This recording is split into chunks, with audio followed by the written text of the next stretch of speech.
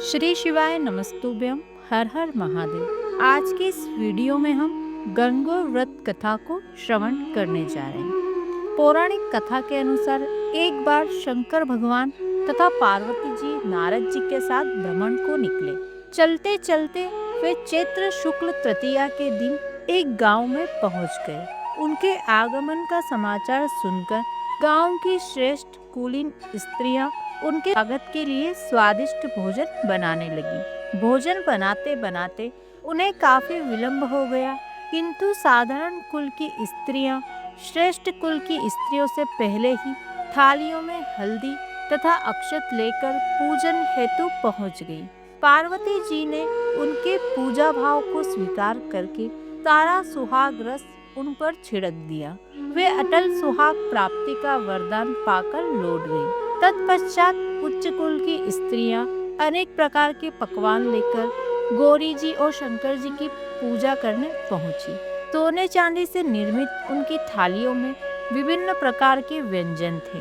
उन स्त्रियों को देखकर भगवान शंकर ने पार्वती जी से कहा, तुमने सारा सुहाग रस तो साधारण कुल की स्त्रियों को ही दे दिया, अब इन्हें क्या दोगी? पार्वती जी ने उत्तर दिया, प्राणनाथ, आप इसकी चिंता मत कीजिए। उन स्त्रियों को मैंने केवल ऊपरी पदार्थों से बना रस दिया है, इसलिए उनका रस धोती से रहेगा, परंतु मैं इन उच्च कुल की स्त्रियों को अपनी उंगली चीरकर अपने रक्त का सुहाग रस दूंगी। यह सुहाग रस जिसके भाग्य में पड़ेगा वह तन मन से मुझ जैसी सौभाग्यवती हो जाएगी। जब स्त्रियों ने पूजन समाप्त कर दिया तब पार्वती जी ने अपनी उंगली चीरकर ऊन पर छिड़क दी। जिस पर जैसा छींटा पड़ा उसने वैसा ही सुहाग पा लिया। तत्पश्चात भगवान शिव की आज्ञा से पार्वती जी ने नंदी तट पर स्नान किया और बालू की शिव मूर्ति बनाकर पूजन करने लगी। पूजन के बाद बालू के पकवान बनाकर शिव जी को भोग लगाया।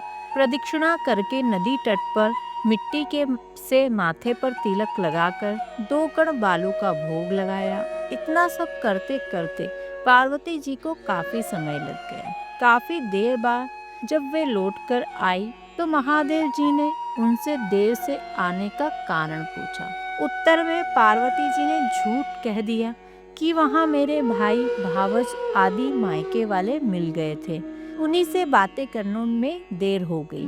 परंतु महादेव तो महादेव थे, वे कुछ और ही लीला रचना चाहते थे। अतः उनसे पूछा, पार्वती, तुमने नदी के तट पर पूजन करके किस चीज का भोग लगाया था और स्वयं कौन सा प्रसाद खाया था? स्वामी, पार्वती जी ने पुनः झूठ बोल दिया। मेरी भावज ने मुझे दूध भात खिलाया, उसे खाकर मैं सीधी यहाँ चली आ रही हूँ। यह सुनकर शिवजी भी दूध भात खाने की लालच में नदी तट की ओर चल दिए। पार्वती जी दुविधा में पड़ गई। तब उन्होंने मौन भाव से अपने मन में ही भोले शंकर का ही ध्यान किया और प्रार्थना की, हे भगवान, यदि मैं आपकी अनन्य दासी हूँ तो आप इस समय मेरी लाज रखिए। यह प्रार्थना करती हुई पार्वती जी भगवान शिव के पीछे पीछे चलती रही। उन्हें दूर नदी के तट पर माया का महल दिखाई दिया। उस महल के भीतर पहुंचकर वे देखती हैं कि वहां शिव जी के साले तथा सलहज आदि सपरिवार उपस्थित हैं। उन्होंने गौरी तथा शंकर का भाव बिना स्वागत किया। वे 2 दिनों तक वहां रहे। तीसरे दिन पार्वती जी ने शिव जी से चलने के लिए कहा, पर शिव जी तैयार नहीं हुए। वे अभी और रुकना चाहते थे। तब पार्वती जी रूठकर अकेली ही चल दी। ऐसी हालत में भगवान शिव जी को पार्वती जी के साथ उनके पीछे चलना पड़ा। नारद जी भी साथ साथ चल दिए। चलते चलते वे बहुत दूर निकल आए।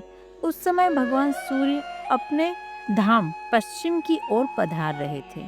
अचानक भगवान शंकर पार्वती जी से बोले, मैं तुम्हारे मायके में अपनी माला भूल आया हूँ। ठीक है, मैं ले आती हूँ, पार्वती जी ने कहा और जाने को तत्पर हो गई। परंतु भगवान ने उन्हें जाने की आज्ञा न दी और इस कार्य के लिए ब्रह्मपुत्र नारद जी को भेजा। परंतु वहां पहुंचने पर नारद जी को कोई महल नजर नहीं आया। वहाँ तो दूर दूर तक जंगल ही जंगल था, जिसमें हिंसक पशु विचर रहे थे।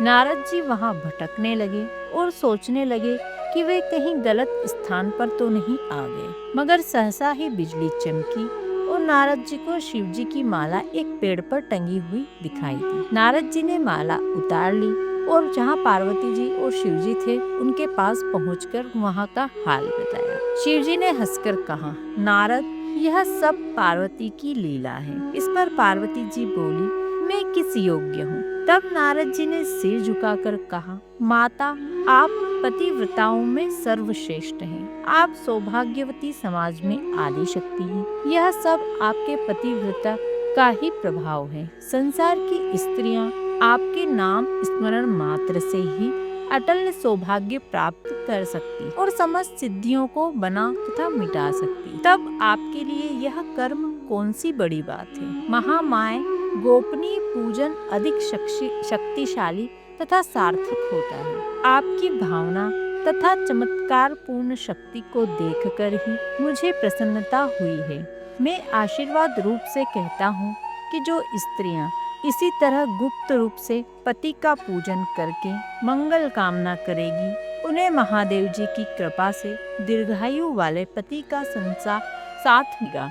इसी के बाद से ही चैत्र मास के शुक्ल पक्ष की तृतीया के दिन में गणगौर का व्रत किया जाने लगा। यह व्रत सुहागन महिलाएं अपने पति की लंबी उम्र के लिए करती है और कुंवारी लड़कियां मनचाहा वर पाने के लिए करती है। इसे गौरी तृतीया के नाम से भी जाना जाता है। इस व्रत को सुहागन महिलाएं अपने पति से छिप कर रखती है।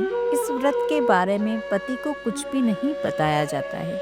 व्रत में चढ़ाया गया प्रसाद भी महिलाएं पति को नहीं देती हैं। पौराणिक मान्यताओं के अनुसार माता ग्वारा जी यानी माता पार्वती होली के दूसरे दिन अपने पीहर आती है और 8 दिनों के भगवान शिव यानी ईश्वर जी उन्हें वापस लेने के लिए आते हैं। चैत्र शुक्ल तृतीया को उनकी विदाई होती है।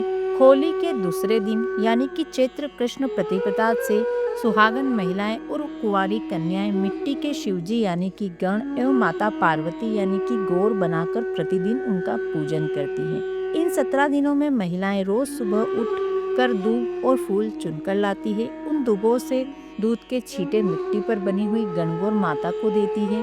फिर चैत्र शुक्ल द्वितीया के दिन किसी नदी या तालाब या सरोवर पर जाकर अपनी पूजी हुई गणगौरों को पानी पिलाती है। दूसरे दिन यानी कि चैत्र शुक्ल पक्ष की तृतीया को शाम के समय उनका विसर्जन कर देती है। गणगौरों के पूजा स्थल गणगौर का पीहर और विसर्जन स्थल उनका ससुराल माना जाता है। विसर्जन के दिन सुहागन महिलाएं 16 श्रृंगार करती है और उस दिन व्रत रखती है। आशा करती हूँ आज का ये वीडियो आपको अच्छा लगा होगा। वीडियो आपको अच्छा लगा हो तो वीडियो को लाइक करें, कमेंट में जय माता दी लिखें या श्री शिवाय नमस्तुभ्यम हर हर महादेव लिखें। यदि आपने चैनल को अभी तक सब्सक्राइब नहीं किया है तो चैनल को सब्सक्राइब करके बेल आइकन प्रेस कर दे ताकि ऐसे ही हिंदू व्रत त्योहारों की जानकारी, कथा और उनके उपायों को आप श्रवण कर सके। वीडियो देखने के लिए आपका धन्यवाद। हर हर महादेव, जय माता दी, श्री